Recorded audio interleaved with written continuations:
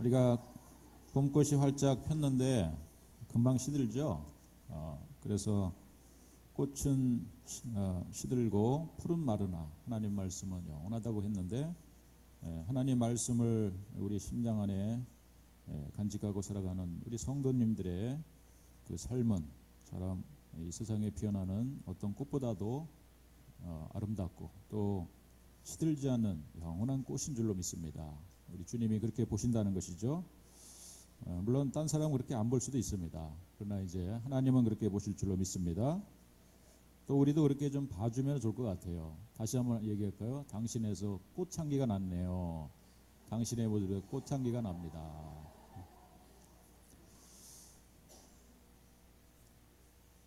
당신의 옆에서 된장 냄새가 나네요. 이러면 문제가 됩니다. 자, 우리가 이제 이번 4월을 맞이하며 보혜사 성령님, 또 다른 보혜사 성령님에 대해서 함께 말씀을 나누고 있습니다.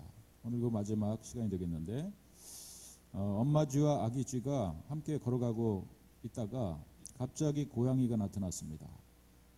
그런데 이제 당황하지 않고 엄마가 이 고양이를 째려보면서 멍멍 하고 소리를 질렀습니다. 그랬더니 이 고양이가 깜짝 놀라면서 도망을 쳤어요. 그랬더니 엄마가 이제 이 아기한테 하는 얘기가 뭐냐면은, 봐라, 내가 외국어 공부를 꼭 하라 그랬지. 외국어를 이렇게 하나 하면은 이렇게 중요할 때 써먹을 수 있는 거야. 그랬답니다.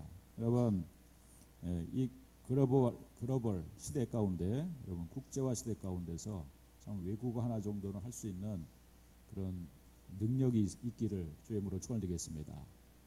할렐루야. 갑자기 외국 얘기하니까 여러분이 쫄고 있습니다. 왜 이런 말씀을 우리가 함께 드리냐면요, 이제 예수님께서 부활 승천하시기 직전에, 물론 그 전에 또 너에게 내가 가면은 또 다른 보혜사를 너에게 주시겠다, 그렇게 이제 말씀을 하셨고요. 그 약속을 주셨고, 또 예수님은 또 승천하시기 직전에 사도행전 1장의 말씀을 통해서 예루살렘을 떠나지 말고 내게서 들은 바 아버지께서 약속하신 그것을 기다리라. 바로 그것은 무엇이냐면, 요한은 물로 세례를 베풀겠으나 너희는 몇 날이 못되어 성령으로 세례를 받을 것이다. 이런 약속을 주셨습니다. 이 성령의 세례, 성령의 기름 부으심, 성령의 충만이라고 여러 가지 말로 쓸 수 있는데, 아무튼 성령님을 주시겠다고 약속해 주신 겁니다. 그 전에는 보혜사 성령이라고 그것을 말씀하셨죠. 그래서 보혜사 성령님은 파라클레토스라고 하는, 우리가 헬라어 원어를 우리말로 조금 바꿔보면은요, 그 의미는 처음에는 변호자, 변호사 이런 의미를 가지고 있고, 또 인도자 혹은 셀파 이런 의미를 가지고 있습니다. 또 그 의미는 보호자가 되어 주시겠다라고 하는 또 약속의 말씀이기도 합니다. 그렇다면 오늘 약속하신 이 또 다른 보혜사가, 오늘 이제 이 사도행전에서 약속하신 그 성령님이, 그들이 간절히 모여가지고 예수님의 약속을 이제 신뢰하고, 예수님이 예루살렘을 떠나지 말라고 했으니까 그들이 그 예루살렘에 모여서 간절히 모여서 기도하게 될 때 그 약속하신 성령님이 임하게 된 줄로 믿습니다. 할렐루야. 그 임하신 성령의 역사가 오늘 우리가 읽은 2장의 말씀인데, 그 성령님이 오순절 날이라고 하는 그 날을 기점으로 해서 한 곳에 모여있는 바로 120명 정도에 되는 성도들 모임 가운데, 기도하는 모임 가운데 임하셨어요. 그것은 눈으로 보는 가시적인 것과 귀로 들리는 시청적인 것으로 역사하셨습니다. 그래서 2절에 보면 호련히 하늘로부터 급하고 강한 바람 같은 소리가 있었고, 그러니까 이것은 성경의 성령님의 역사를 표현하기 위해서 나름대로 어떤 청각적인 것으로 역사하신 것을 기록했는데, 바람 같은 것이라고 했지 바람은 아니라는 사실입니다. 또 불의 혀처럼 갈라지는 것들이, 혀처럼이라고 말했습니다. 불이 막 타오를 때 막 이렇게 불의 혀처럼 갈라지는 것처럼 청각적인 시청적인 이런 효과로 성령님이 임하셨다는 것입니다. 사실은 성령님은 구약의 시대 가운데나 또 예수님이 사역을 할 때도 세례 받으실 때 비둘기 같은 성령으로 또 예수님의 세례 장면에도 있었던 것입니다.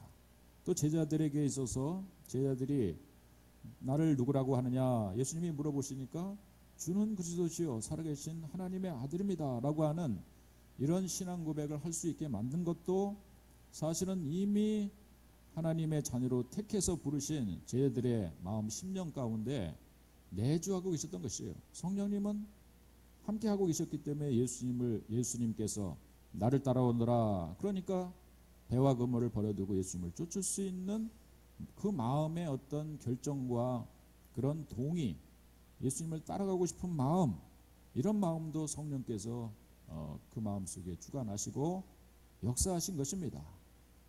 하나님의 자녀가 되는 과정을 우리가 보더라도 우리는 하나님의 놀라운 주권적인 하나님의 역사 그 가운데 성령님께서는 우리의 마음에 내주하고 계시면서 때로는 먼저 택함받은 백성에게 인치시죠. 그리고 예수님을 따라가고 싶은 마음, 교회 가고 싶은 마음 들게 만들고 또 주의 뜻대로 살고 싶은 마음이 들게 만들면서 우리 속에서 함께하고 계시는 것입니다.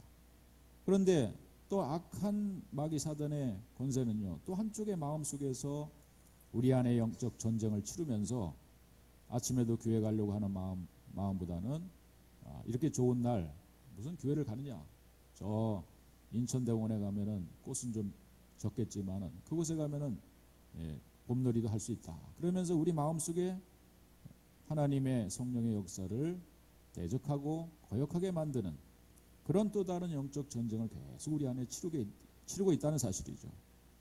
이것은 바로 이제 하나님의 자녀들에게만 있을 수 있는, 택함받은 하나님의 자녀들에게만 있을 수 있는 우리 보이지 않는 우리 안에서의 작용들이 지금도 일어나고 있다는 사실입니다.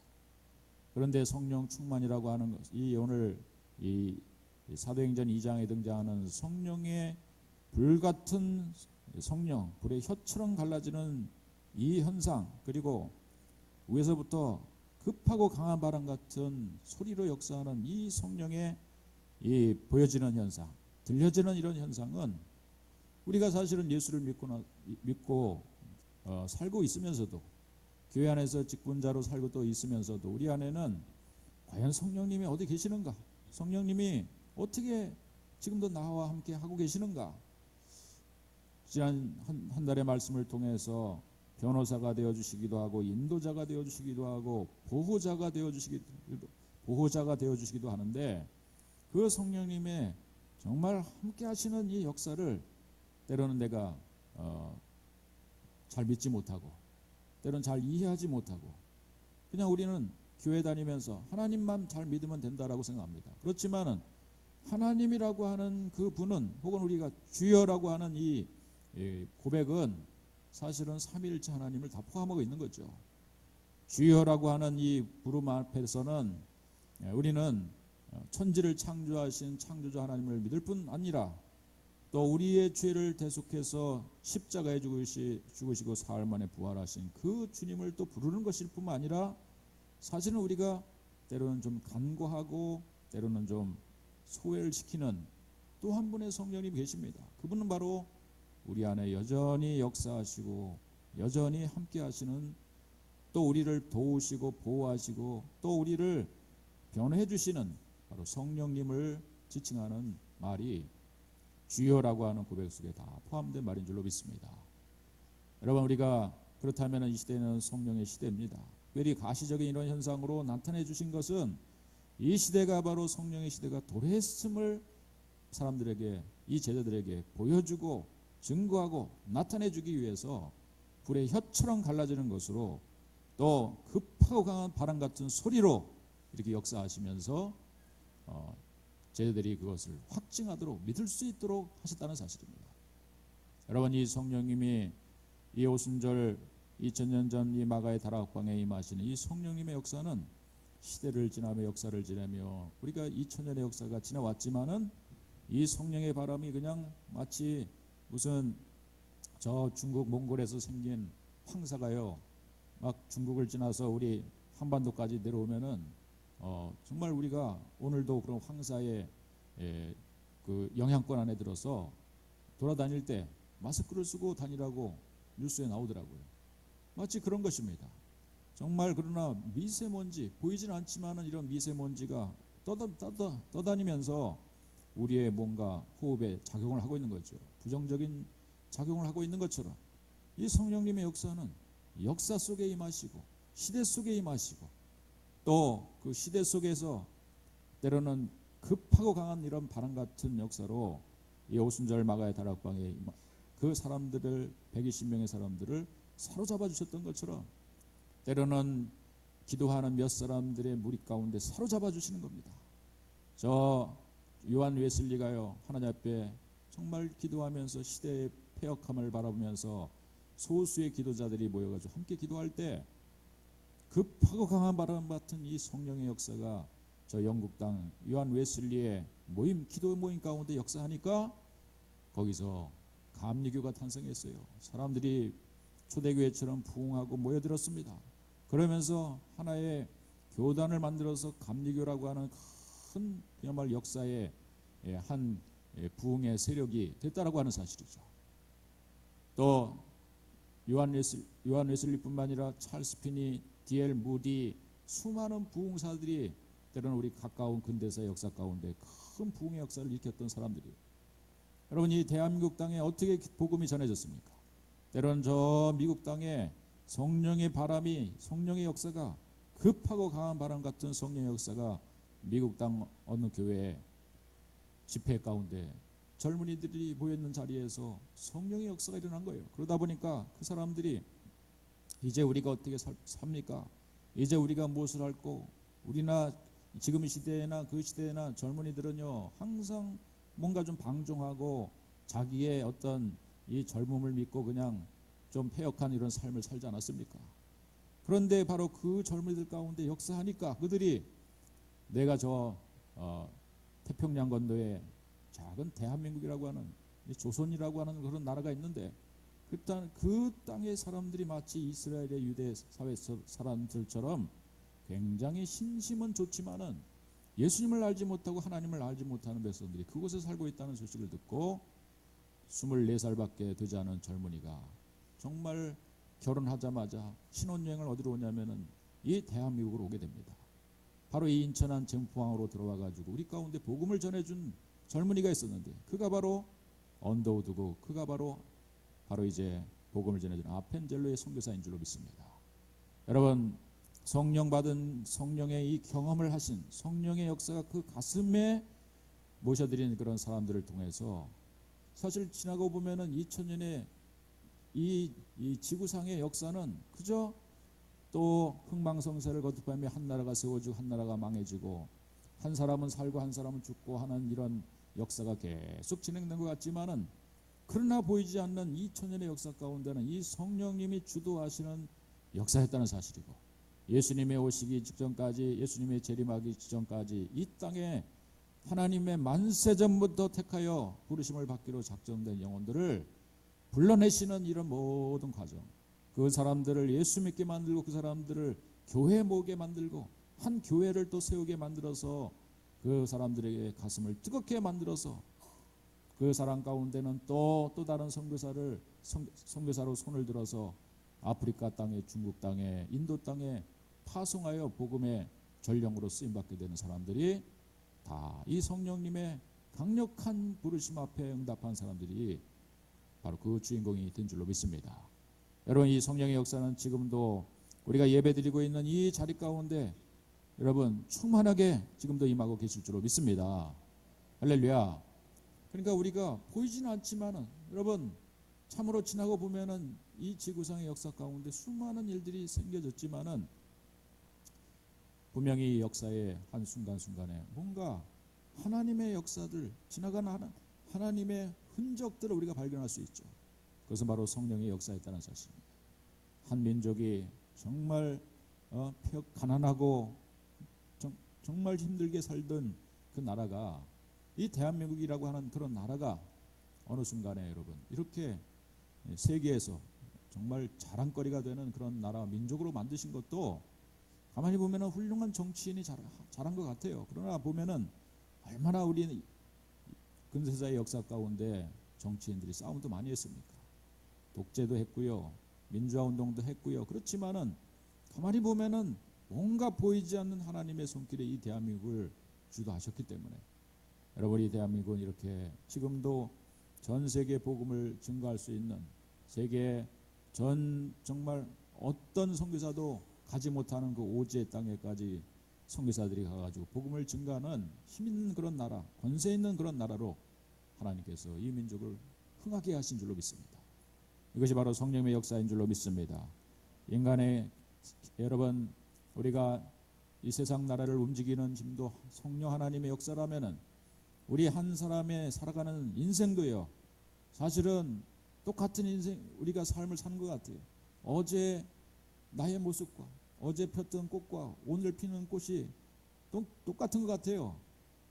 또 꽃이 피고 지고 하는 이런 일들이 계속되고 있는데 그런데 거기에서 하나님의 역사를 내가 발견하지 못하면 성령의 역사를 내가 발견하지 못한다면은 하나님의 일하심을 내가 보지 못한다면은 나는 그저 이 세상에 돌아가는 뭔가 이 세상의 어떤 세상 사람들이 육신의 정욕과 이생의 자랑과 안목의 정욕을 위해서 살아가는 뭔가 이 세상 속에 내가 그냥 매몰이 돼서 의미 없는 그런 인생을 가치 없는 그런 인생을 살다가 갈 수 있다는 것입니다. 그러나 성령 하나님의 역사를 우리가 바라볼 수 있는 믿음의 눈을 뜬다면 여러분 우리는 하나님의 주권 속으로 들어가고 하나님의 섭리 속으로 들어가고 하나님의 일하심 속에 함께 참여하는 그런 교회와 또 그런 개인이 되고 또 그런 민족이 돼서 여러분 참 우리는 가장 가치 있는 그런 인생을 사는 그런 민족과 나라로 하나님께서 써주실 줄로 믿습니다.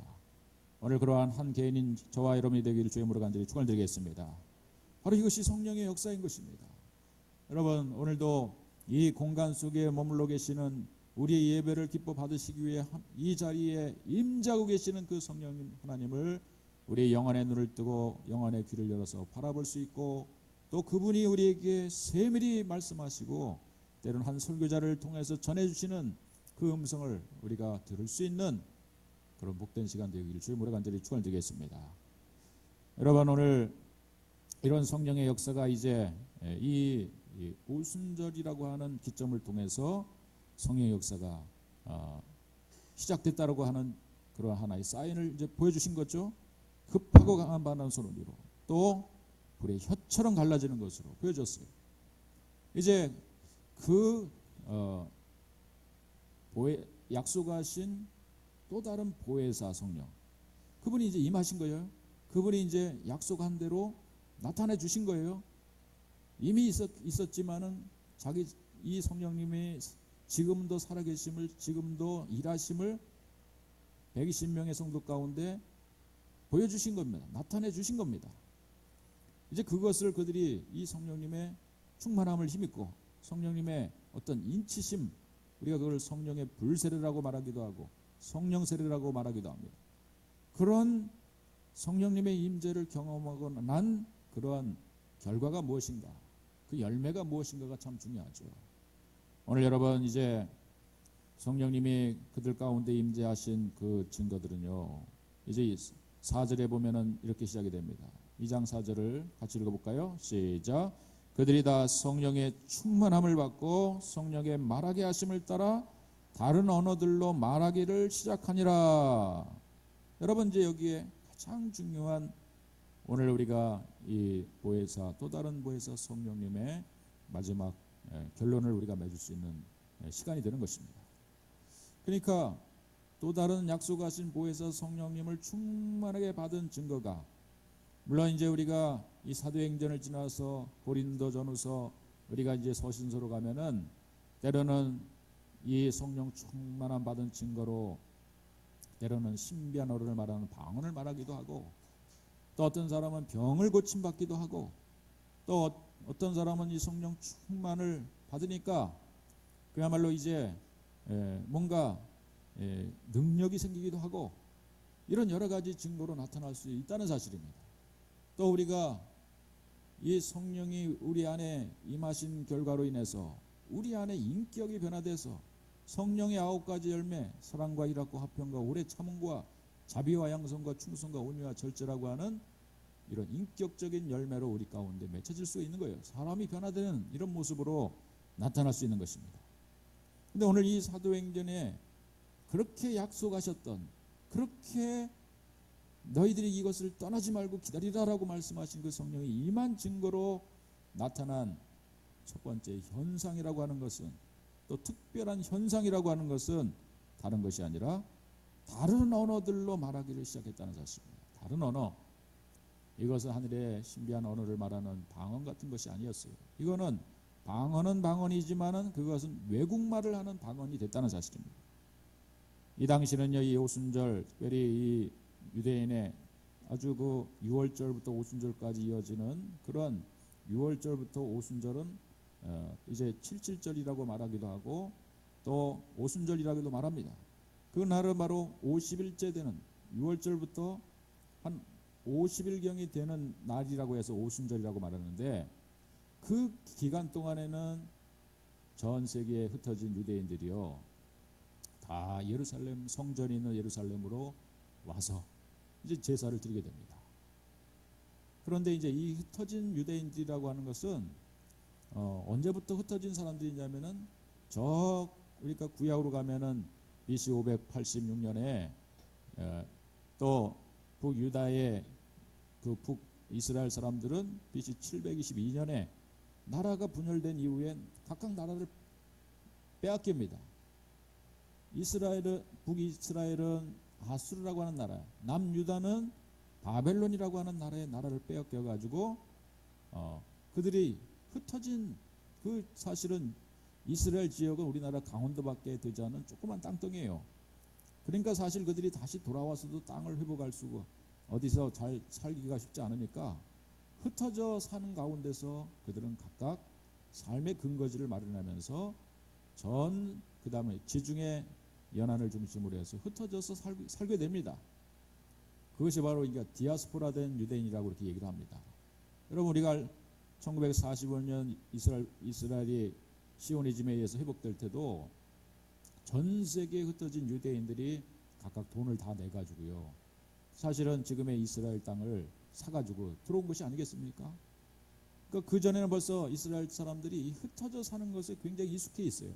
그러나 이렇게 전 세계에 흩어져 살고 있음에도 불구하고 그들의 바로 이스라엘 민족이라고 하는, 유대인이라고 하는 바로 이 정체성, 자기 민족에 대한 정체성, 자기 자신에 대한 정체성은 절대 버리지 않는 사람들이 바로 유대인들이에요.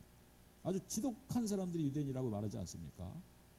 전 세계에 흩어져 살더라도 중국 사람들보다도 더 그 사람들은 흩어져 살면서 그냥 얼마나 장사를 잘하는 사람들인지, 얼마나 엔지니어 계통이라든지 이런 일에 얼마나 이 유대인들이 두각을 나타내는지 돈을 많이 버는 겁니다. 그리고 그곳에서 그냥 정책에서 유대인 촌을 따로 형성하지도 않고 그냥 흩어져 살지만은 때로는 그 사람이 유대인인지도 몰라요. 그러나 그 사람들은 절대 자기가 유대인이라고 하는 사실을 잃어버리지 않아요. 그러니까 2차 대전이 났을 때 이 독일이, 이 히틀러가 그야말로 유대인들을 시기하다 못해 저 유대인들은 그야말로 이 어떤 세계의 역사 가운데 가장 저 유대인들은 독소와 같은 존재다. 그래가지고 그 유대인들을 600만이나 학살하는 그런 비극이 벌어진 것입니다. 그러니까 유대인들은 철저히 흩어져서도 각각의 자기 나라 말을 쓰는 것이 아니라, 유대 말을 쓰는 게 아니라 흩어져서도 자기가 흩어진 나라의 언어를 쓰면서 그야말로 어느 곳에 자신의 유대인인 것을 나타내지도 않으면서 가족끼리는 유대인이라고 하는 정체성을 뚜렷이 자기 자식에게까지 전수를 하지만은 그들은 자기 정체성을 유지하면서 사는 사람들이 흩어진 유대인들이었어요. 그들이 한 가지 정체성을 스스로 나타내는 시간들이 언제냐면은 바로 6월절이 되면은 다 돌아와가지고 자신의 바로 이 믿음의 조상 다윗에 의해서 세워진 성전, 그리고 위대한 왕이었던 다윗과 솔로몬의 시대의 영화를 기리면서 또 세워진 성전에서 그들이 제사를 드리면서 그러면서 자기 정체성을 확인하는 시간들이 되는 것입니다. 그러니까 돌아와서도 이미 언어는요, 그 BC 586년부터 흩어져 있기 때문에 얼마나 오랜 세월 동안 거의 이제 한 500년이 넘는 세월 동안 흩어져 살다 보니까 그들은 언어를 사실은 자기 나라 언어를 쓰지 않아요. 오늘 본문에 등장하는 언어가 16개의 언어가 등장합니다. 그 언어들은 바로 이제 바데, 메데, 엘람, 메소포타미아, 유대, 갑바도기아, 본도, 아시아, 부르기아, 밤빌리아, 애굽, 구레네, 또 리비아, 이런 16개, 그레데, 아라비아, 이런 언어들을 그들이 구사를 하고 있는 겁니다. 16개의 언어. 그거는 지중해 연안을 중심으로 해가지고 언어들이 다 자기 나라, 자기 민족의 언어들이 다 있다는 사실이죠. 그런데 유대인들은 거기에 흩어져 살면서 그들의 언어를 하면서 그곳에 동화돼서 살고 있었다는 사실이죠. 그런데 이제 절기를 맞아 돌아오면은요, 그들은 이제 사실은 언어로서 어쩌면은 아람어나 혹은 그들이 지금 이 헬라 시대 가운데 헬라의 언어를 쓸 수 있는 사람은 있었겠지만은 2세대, 3세대 된 사람들은 아람어나 혹은 헬라말을 쓸 수 없는 사람들이 많이 있었다는 사실입니다. 그런데 이제 오늘 놀라운 사건이 벌어진 것이죠. 바로 이제 120명의 이 성도들이 오순절 마가의 다락방에 모여서 약속한 성령을 간절히 기다릴 때 바람같은 성령, 불같은 성령으로 충만해지니까 그들이 이상하게 그들의 입술을 통해서 무슨 말을 하게 되냐면, 그들이 흩어져서 500년이 지나는 동안에 배웠던 아람어, 또 때로는 메소포타미아, 또 갑바도기아, 본토, 아시아, 부르기아, 밤빌리아, 이런 언어들을 120명의 성도들이 말하기 시작했어요. 그러니까 오늘 이 상황을 우리 가만히 보면은 성령 충만을 받고 그들이 바깥으로 나간 것입니다.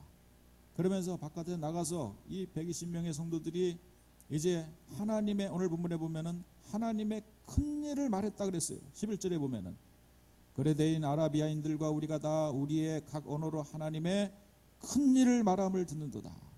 하나님의 큰 일이라고 하는 것은 무엇입니까? 하나님의 큰 일은 바로 얼마 전에 있었던 사건이죠. 하나님께서 우리를 사랑하셔서 독생자를 주셨어요. 그분은 바로 저 유대 땅 베들레헴에서 태어나셔서 33세의 공생의 생애를 살아가시며 마지막 바로 온 인류를 위해서 십자가에 죽은 그 예수님, 그렇지만은 십자가에 죽으셨지만은 사흘 만에 다시 부활하신 그 주님, 예수님의 십자가와 부활이 하나님의 큰 일의 골격이었습니다. 얼마 전에 사실은 그들이 바로 그 유대 땅에서 벌어진 사건을 알고 있어요. 바로 그 예수를 십자가에 못 박았다는 것을 압니다. 자기들은 지금 온 지가 50일째밖에 안 됐으니까 자기들은 사실은 참여하지 않았더라도 여기에 남아서 예루살렘에 살던 사람들이 그 예수님을 십자가에 못 박아 죽게 만들었다는 사실이죠. 그리고 그것만 알고 있었어요. 십자가에 죽였다. 우리가 기다리던 메시아 비슷한 사람같이 막 기적도 행하고 그랬던 사람이었지만은 십자가에 죽었다, 그가. 그런 얘기까지만 들었어요. 우리 동족이 그를 이단으로 취급해가지고 죽였다. 그런데 갑자기 자기 나라 언어를 쓰는 사람들이 왔어요. 얼마나 사실은 자기 예루살렘에 왔지만은 얼마나 여러분 우리가 외국에 나가면은 답답한 일이 많습니까? 그 나라 말을 못하면은 중국에 갔는데 중국말을 한마디도 못해요. 그저 니하오 이거밖에 모르는 겁니다. 쎄쎄 뭐 이런 거밖에 모르는데 조금 더 대화가 진척될 수 조금 더 우리가 그 사람들하고 좀 복음을 전하더라도 뭔가 이야기가 돼야지, 뭔가 대화가 돼야지 복음을 전할 수 있는데 대화 자체가 안 되면 얼마나 답답합니까? 그래서 우리가 외국말을 하나씩은 좀 숙달할 수 있는 그런 능력을 달라고 기도해야 될 것입니다. 할렐루야. 바로 이제 이러한 가운데 있는데 어떤 사람이 와가지고 저 밤빌리아, 저 부르기아, 지중해 저 끝 변방에 사는 나라들이었어요. 자기 나라 언어를 도무지 할 수 있을 거라고 생각하지 않았는데 이곳에 와서 갑자기 어떤 사람이 와가지고 내가 부르기아 땅에 왔는데, 밤빌리아 땅에서 왔는데, 자기 나라 말을 하면서 그 십자가에서 죽인 예수님이 사흘 만에 부활하셨다라고 하는 얘기를 하는 겁니다. 그리고 우리들 가운데 계시다가, 그리고 얼마 전에 바로 그 예수님께서 하늘로 올라가셨다, 승천하셨다, 그리고 너희들 보는 가운데 다시 오시겠다는 약속을 해주셨다라고 하는 얘기를 할 때 그 사람들은 일단은 두 가지를 때문에 깜짝 놀란 거죠. 첫 번째는 이 사람들이 누군지 압니다. 허름한 옷을 입고 딱 보면은 이 사람이 어디서 왔는지 아는, 이 옷매부심을 보면 알 텐데, 그 120명의 사람들이 바로 어떤 사람이냐면 저 갈릴리라고 하는, 우리가 이스라엘 나라면 유대 땅, 갈릴리 땅 크게 이렇게 나눕니다. 그리고 예루살렘 땅, 이렇게 세 개로 크게 나눌 수 있는데, 쉽게 말하면은 예루살렘에 사는 사람들은 아주 강남에 사는 사람하고 마찬가지고, 또 유대 땅에 사는 사람들은 그래도 경기도나 인천이나 이 정도 사는 사람들이에요. 그러나 이제 갈릴리 지역이라고 하는 곳에 사는 사람들은 저 시골에서 사는 사람들이에요. 강원도에서 온 사람들입니다. 예, 강원도 홍천에서 온 사람들이에요. 예, 우리 부모님 고향입니다. 그 사람 온 사람들이 척 보면은 이 사람들이 얼마나 촌 사람들인 줄 알아요. 예? 그런데 그 사람들이 밤빌리아어를 하는 거예요. 그 사람들이 지금 부르기아 언어를 하는 거예요. 그 사람들이 저 애굽 나라 말을 하는 거예요. 구레네 말을 하는 거예요. 두 번째 놀라는 사실은 능숙하게 그 말을 하는 거예요. 언어를. 야, 깜짝 놀랄 사건입니다. 여러분, 오늘 우리는 성령의 충만함을 받은 사람들이 무슨 하늘의 언어를 하는 것도 아니고요, 또 병을 고침받는 사건이 일어난 것도 아니고요, 무슨 기적을 일으킨 것도 아니고요, 먼저 일어난 이 성령 충만의 결과는 다른 나라 언어를 하게 됐다라고 하는 사실입니다. 할렐루야. 이것에 큰 성령님이, 오늘 보혜사 성령님을 우리가 마지막 시간 나누면서 하나님이 우리 가운데 의도하시는 이 성령의 충만함을 받은 사람들의 모습이 어떠한 모습이어야 되는지를 말씀하고 있을 줄로 믿습니다. 여러분, 오늘 이 성령의 충만함을 우리가 받아 누릴 수 있는 복된 시간 되기를 주의 이름으로 간절히 축원드리겠습니다. 다른 언어를 말하기 시작했다는 사실입니다. 여러분, 그것이 다른 언어를 말하는 것은 하나님의 큰 일을 말하기 위해서 했다는 사실이죠. 우리가 하나님의 큰 일은 바로 예수님이 십자가에 죽었다가 다시 사는 이 복음을 전한 것이죠. 우리가 여러분 이제 성령의 충만함을 힘입고 보혜사 성령님의 그 은혜를 우리가 힘입은 사람이라면은 여러분 하나님의 큰 일을 말할 수 있는 사람 되기를 주의 이름으로 간절히 축원드리겠습니다. 그러나 이제 다른 언어로 말할 수 있는 사람이 되어야 된다는 것이죠. 다른 언어.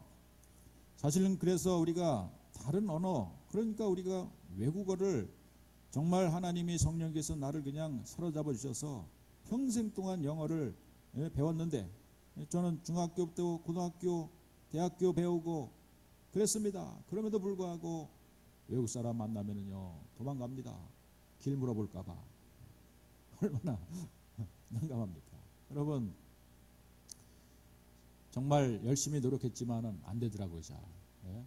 외국에서 가서 살지 않은 이상은 한국 땅에 살면서 외국말을 자유자재로 하는 것은 참 쉬운 게 아니에요.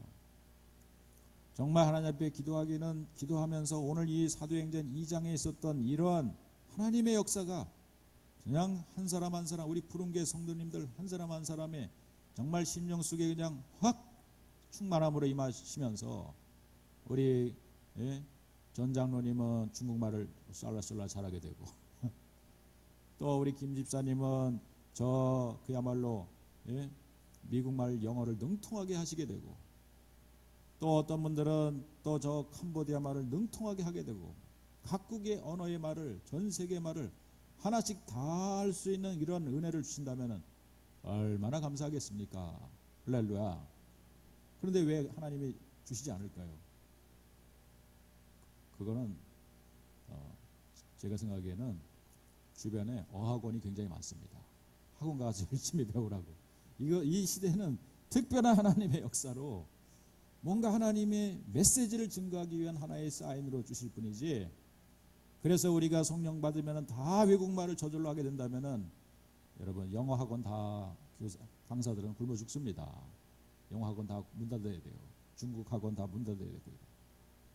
하나님의 특별한 역사심으로 이 오순절 마가의 다락방에 이 120명의 성도들에게 성령 받은 증거로 어떤 것을 해야 된다라고 하는 것 하나의 분명한 메시지를 증거하기 위해서 이런 외국말을 하시는 그런 은혜를 주신 줄로 믿습니다.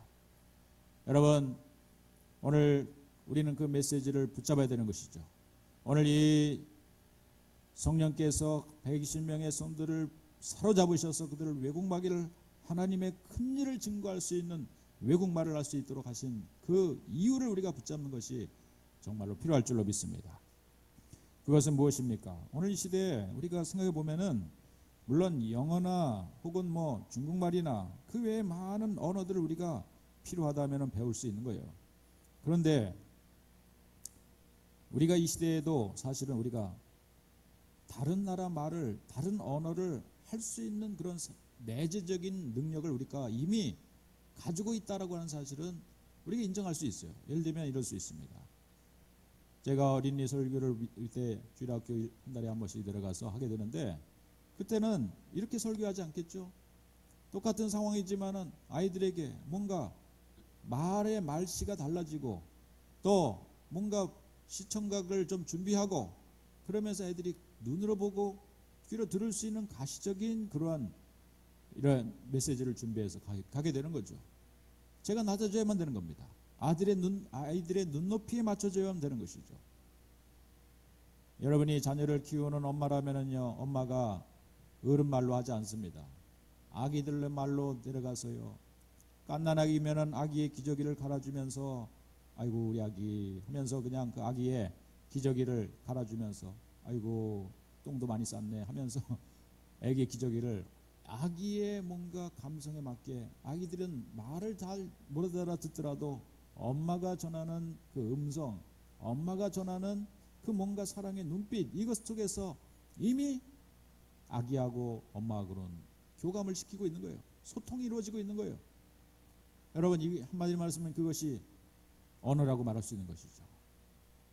우리가 보이지 않는 수많은 언어들을 사실은 우리가 가지고 있습니다. 일명 우리는 이 시대는 굉장히 다변화된 그런 시대를 살다 보니까 사람들마다 나라와 민족과 민족 간의 언어도 다르지만은 이 대한민국에 따라 이 대한민국 땅이라고 하는 곳에 살고 있는 우리들조차도 이 대한민국 땅에 살아가는 사람들에서도 심지어는 한 집안 가정 안에서도 이미 여러분 수많은 언어의 장벽과 언어의 차이가 생겨나는 것을 너무나 우리가 잘 알고 있습니다.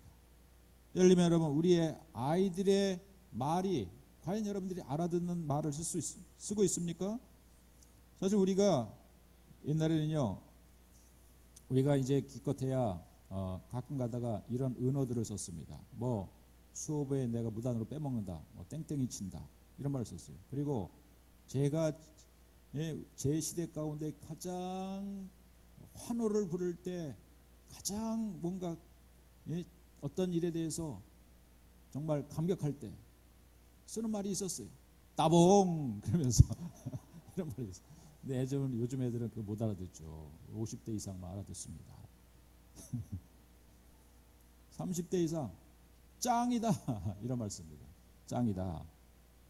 또 애들이 쌩까다 이런 말은 그래도 30대 이상 알아들어요. 그런데 이제 예를 들면은 20대 정도가 우리 집에 삽니다. 그러면서 여병추 이런 말을 씁니다. 이건 제가 이제 일부러 공부해가지고 온 말입니다. 여병추 여러분이 무슨 뜻인지 아십니까? 여기 병신 하나 추가요 이런 뜻이에요. 애들이 이런 말을 쓰는데 어떻게 알아듣습니까? 뭐 지몸미 이런 말은 좀 우리가 알아들 수 있을 것 같아요. 지켜주지 못해 미안해. 쏠까말 이런 말 알아듣습니까? 쏠까말. 솔직히 까놓고 말하면 이런 뜻입니다. 얼척없다, 어이없다. 걘 장미단추에게 금사빠했어. 이렇게 애들이 말했어요. 그러면 이제 여러분 그게 무슨 말인지 아십니까? 장미 단추는 멀리서 보면은 미인인데 가까이서 보면은 추녀야. 그래서 이게 장미 단추 이런 뜻입니다. 장미 단추에게 금사빠했어. 금세 사랑에 빠졌어. 이런 뜻이라는 거죠. 이게 지금 20대 애들이 쓴 용어를 제가 이제 정리한 거예요. 뭐 어제 그 엄마 크리하고 파덜 어택해서 빛의 속도로 쥐쥐해서 이렇게 썼어요. 이게 무슨 뜻이냐면 어제 엄마가 크리하고 엄마는 화내시고 파덜 어택했다. 아빠가 꾸지라 마셔서 사실 중간에 이제 욕이 하나 있습니다. 근데 뺐습니다. 지금 빛의 속도로 쥐쥐해서 게임 끊고 나갔어. 이런 뜻입니다. 이렇게 애들을 말하는 애들이 이 시대 애들이에요. 그런데 이런 애들은 사실은 같은 집안에 삽니다. 우리 푸른교회라고 하는 같은 공동체 안에 살아요. 그런데 그들의 언어와 우리 언어가 이미 단절을 시켰어요.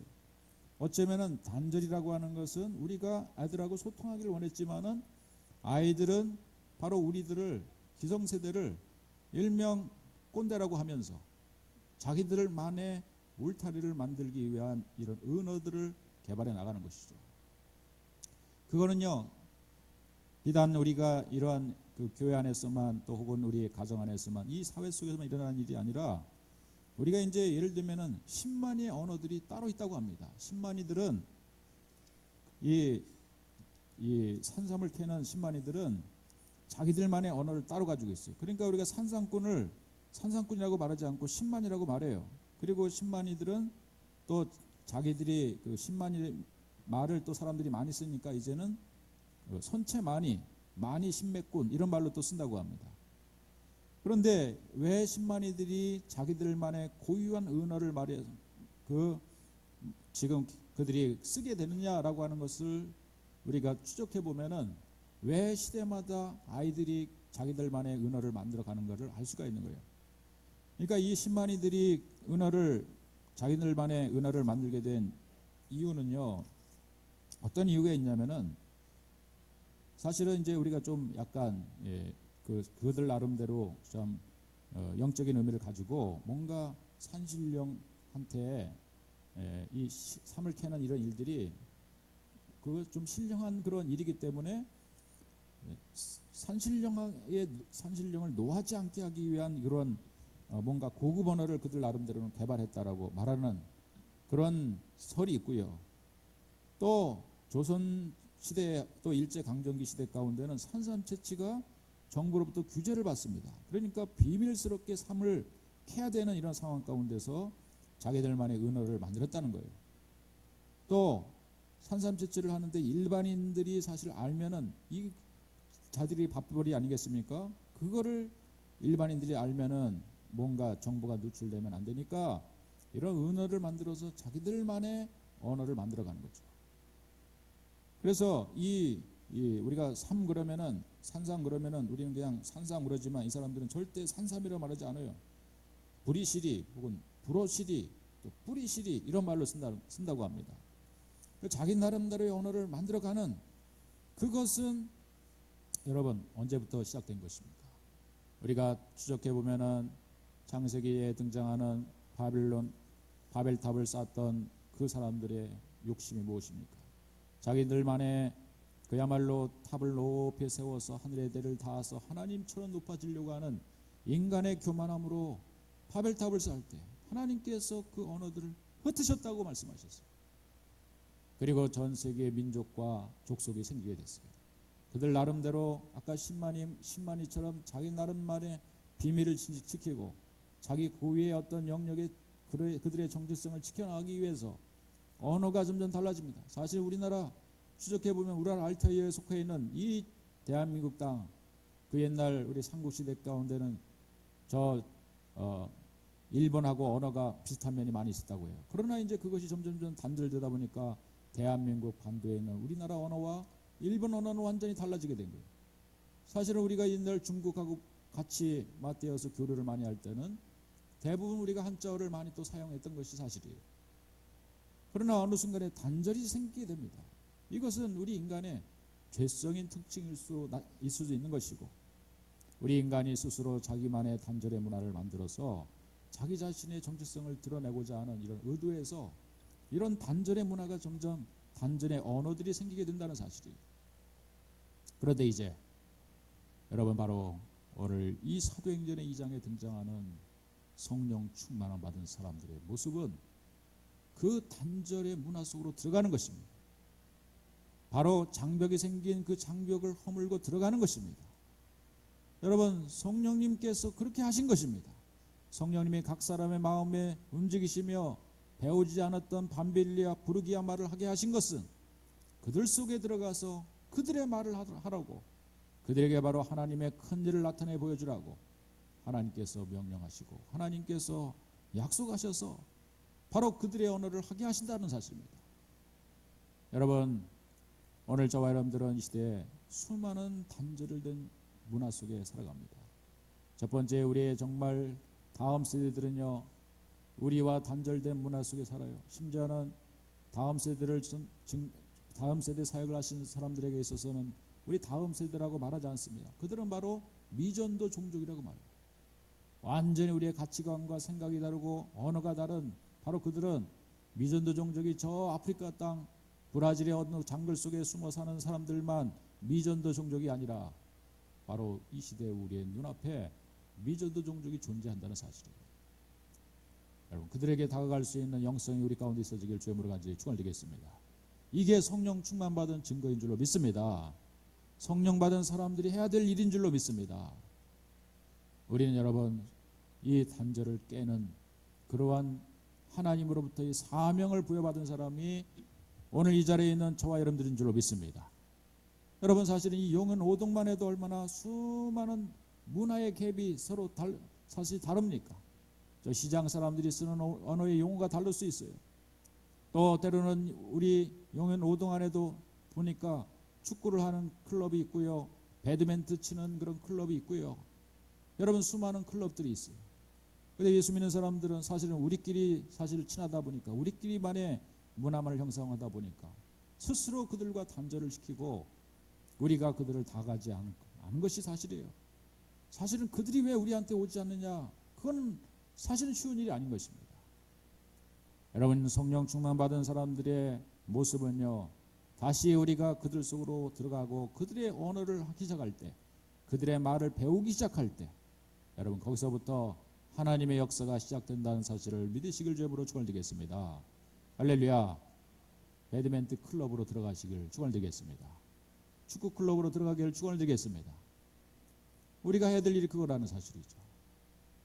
우리는 이 시대의 수많은 단절에 그 소통이 되지 않는 바로 이 시대 가운데 우리는 징검다리가 되어서 세상에 하나님의 큰 일을 알지 못하는, 예수님이 우리를 위해서 십자가에 죽으시고 부활하셨다는 이 사실을 알지 못하는, 그들이 우리들의 주가 되신다는 사실을 알지 못하는 그들에게 다가가서 우리는 그들의 언어를 하면서 그들과 함께 살면서 그들의 문화 속에 함께 더불어 살면서 그들에게 바로 이 하나님의 큰 일을 나타내 보여줄 사람들이 성령 받은 바로 이 자리에 있는 저와 여러분들인 줄로 믿습니다.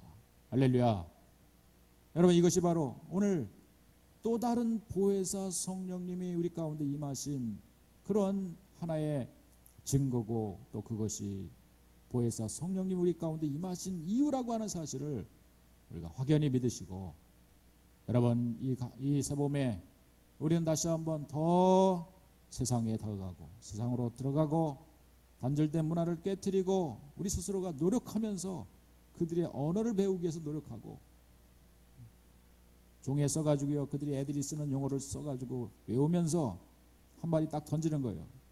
그러면 애들이 깜짝 놀라면서 선생님이 노력하시네, 그러는 모습을 본다면은 아이들의 마음이 열려지고, 여러분, 우리가 다시 한번 그들에게 하나님의 큰 일을 증거할 수 있는 기회를 우리가 삼게 될 줄로 믿습니다.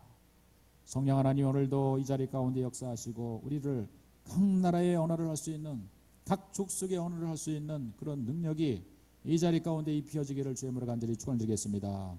할렐루야.